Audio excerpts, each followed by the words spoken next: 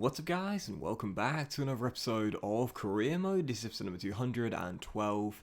And we're starting today's episode off with some player training for diving into our first game of today's episode home to Southampton in the EFL Cup third round, coming on the back of our victory against Crystal Palace by 2-1 in the last game in the last episode.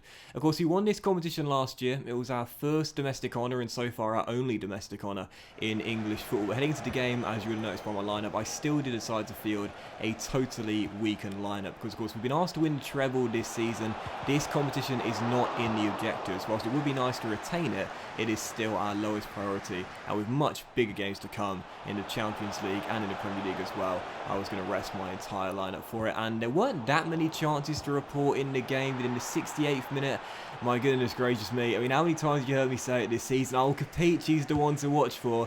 Dear oh dear, shambolic from me there, giving Southampton an easy goal as they made it 1-0 after a terrible error by myself. However, the second goal they scored with 13 minutes to go, I have to say I was quite frustrated about this one. Corner hits into the middle, header hits the crossbar, and as it comes down, I tried to clear the ball, and I think it was Brendan Quinn, just takes a fresh air swipe, totally misses the ball, and it's put in from a close range past Dean Henderson. So first goal, totally my fault, absolutely no doubt about that. I certainly went past the buck to anyone else, it was my error. But the second goal, really? I mean, that was just so bloody annoying. But anyway, Southampton make it 2-0. And no denying it as well. Deserved to win the game. Much better team. I didn't really turn up in this one, to be honest. And it's mainly because, again, I fielded a weakened side and I wasn't really that fussed about it. Whether we went out at this stage or the semi-final, I really couldn't care less. Whilst it would be nice to win it again after winning it last season, we got much bigger fish to fry. And the EFL Cup is not important to us this year in a season where we've been asked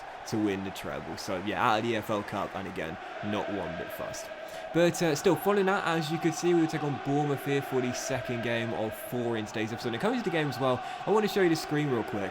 Ivan Toney is talked about before the match here. Of course, right now he's the top scorer in the Premier League. And you might notice there, it's a competition record 33 goals. Why is it so hard to have continuity in FIFA career mode? It clearly isn't 33. You see the number on the back of his bloody shirt. He scored 40 goals back in Season 3. How does that not stay in the official store statistic books? It makes literally no sense whatsoever. That really breaks the immersion, that sort of stuff. And I really hope as the years go by with FIFA Career Mode with EA, they will realise what we want to see is more. It doesn't even need to be detailed stats, but stats that actually last for more than one season. Because again, Tony's 40-goal season has been wiped from history in this FIFA Career Mode because EA don't retain the statistics season by season. Very frustrating. Hopefully as the years go by, they will keep the statistics for longer than just a single year. But yeah, taking on Eddie Howe's Bournemouth for our second game today, back in the Premier League away on the South Coast. Sam Hill in the first half, a brilliant piece of goalkeeping, and I love our number one man. Brilliant piece of goalkeeping there, coming out of his box, clattering into his man and putting the ball out for a throw. Then after the restart, Bournemouth almost at the lead, that chip shot going just over Hill, but off the post and behind for a goal kick. How we would take the lead against the run of play here. Elliot Harris slid forward from Ivan Toney, and what a finish by Elliot as well, in off the post as he makes it 1-0, and we take the lead against the run of play. And a few minutes later, a chance to double our lead and make it 2. Toney through the legs, plays a 1-2 with Harris, and I've got to say, I'm really liking these boys as a strike partnership. Young and old, Harris and Toney combined for both of the goals. First, Toney assists the young man, and then the prodigy says, "Cheers, mentor. Let you take this one, mate. I'll give it to you, and you can have our second." So yeah, Toney with the goal there extends his scoring streak. That's now his 7th goal in the Premier League as we double the lead and make it 2-0. And speaking of Sam Hill as well, I had to show you this highlight real briefly. In stoppage time here, Bournemouth looking for a consolation goal. They hit the post, and from the rebound, it wouldn't have counted anyway because the flag was correctly up for offside. But you saw it there. What a save by Sam Hill. He wasn't to know that goal wasn't going to stand anyway. He wasn't to know that the man that struck the ball was offside. He had to dive at full stretch, make the stop, which he did. And again, it would have counted had it gone in regardless. But my goodness, this goalkeeper, man, he is absolutely insane. Clean sheet for him there as we get the 2-0 victory. And it's the boys up top, Toney and Harris, that combine for both of our goals to ensure we get the victory there and return to winning ways. So delighted with that. And you know, start of the season, the Premier League has been alright. We've already had taste of defeat away against Wolves at Molineux. We've had a draw against Manchester United as well, but won every other single game so far. And as we know, the big teams rarely slip up in FIFA career mode this year, so we'll need to keep on winning, especially in those games there as well, against teams that we should be beating, shouldn't be slipping up in those games if we are to win our first Premier League title of the save. Still for the third of 4 games in today's episode, we will now take on Inter Milan here at Bramwell Lane in a Wednesday afternoon game as well. One thing I'd really love to see in career mode as the years go by is dynamic weather. I'd love to see that, you know, when like the atmosphere changes, you know, from like cloudy to rain, for example, or maybe sunny to cloudy. And in games like this as well, this is a 6 PM kickoff here on Tuesday or Wednesday night, I think it was, and therefore, because it's still September, it's still quite light out. But as of course the time goes on, you know, I mean, as you guys know, in winter, or well, autumn to winter in Britain, as time goes on, it becomes dark very quickly. I'd love to see it then towards full time become a nighttime game. I think that'd be really cool if EA could do that. I'm not sure how they could do it, but if they could implement dynamic weather, that would be so cool.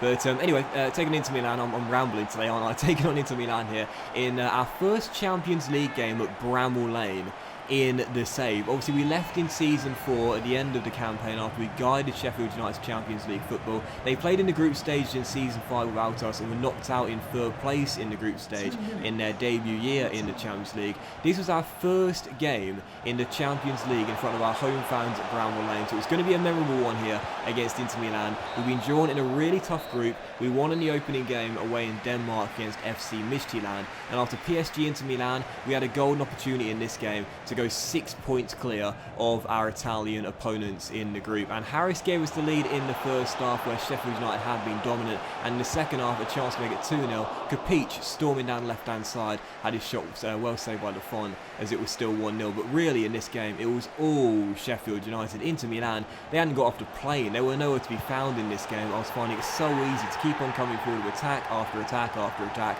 create easy chances, get easy opportunities, and eventually, with just over 15 minutes to go, we get ourselves the second goal of the game.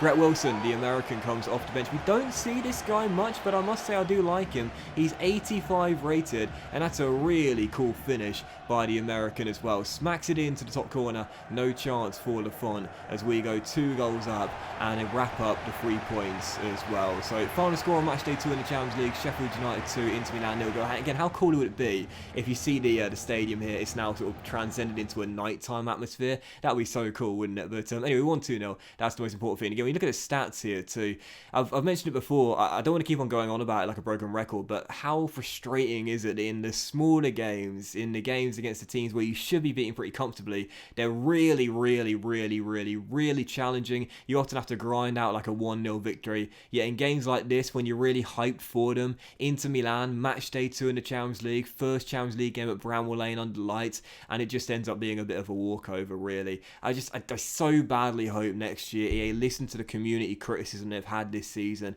and decide to make big changes to Ultimate, because they made a big change this season, really increasing the difficulty, but they've just gone one step too far, the difficulty in the sort of the easier games, if you will, and making the big teams so passive and so easy to beat. It just really sucks the life out of you when you're playing the games. Looking forward to the big clashes and finding them pretty easy, even on Ultimate difficulty.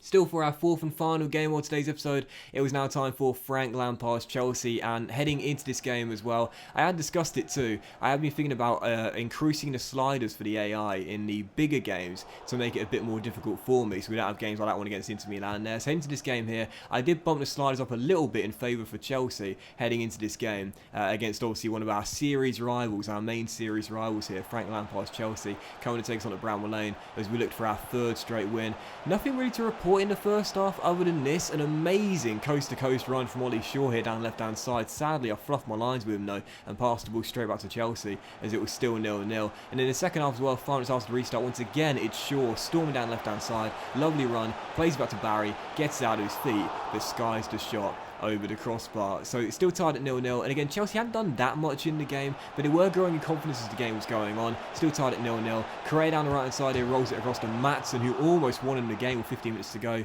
His shot off the post as it was still 0-0. And with 4 minutes to go, final chance falling to the Blues. Zakaria and Hlozek attacking down the right hand side as a duo against Barry and Ollie. They did well to stand the pair of them up, but eventually the cross comes in, and at the far post, Maatsen skies in to win the header, gets in front of Jayden Bogle and nods it past Sam to win the game for Frank Lampard's Chelsea. I love these celebrations too when they walk past or run past the camera and the camera rotates to see them celebrating with the fans in the background as well. It's a brilliant cross to the centre, but again, it's also quite frustrating how many goals we concede for crosses. As nice as the crosses can look with the swerve, you see Maatsen gets ahead of Jayden Bogle there and heads it in. They are just so hard to defend as well. So Chelsea win it right at the death with Maatsen heading in the cross, making it 1-0. And really, how many goals have we conceded from crosses in this save since Ultimate Difficulty got that patch? It's absolutely crazy. Regardless, Chelsea did win it, and again, a really tough game as well, and that's what I was looking for too. I did bump the sliders up to give them a bit of advantage, and I did find it quite tough in this game as well. So I think from here on out, when I do have these big games, I will bump the sliders up and give the AI on Ultimate a bit of an advantage.